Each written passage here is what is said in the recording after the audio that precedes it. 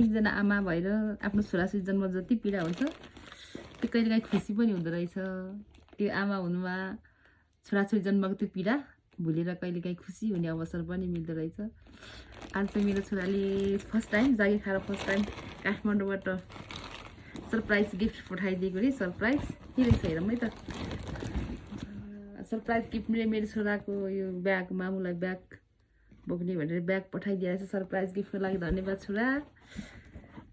यहाँ चाहिँ के रहेछ भने यो चाहिँ मामुलाई के हो भने मामुलाई पन्जा गिफ्ट मेरो छोराको। Thank you. के रहेछ अर्को चाहिँ अर्को के रहेछ यो घडी। घडी यो चाहिँ घडी पापाको गिफ्ट घडी। उसको जीवनको फर्स्ट टाइम जन्मेबाट जागिर खाएर पठाएको पैसा सानो सानो पैसा कमाउनु पर्छ। खुसी छु आज आफ्नो सन्तानले यो गिफ्ट दिँदा। धन्यवाद छोरा।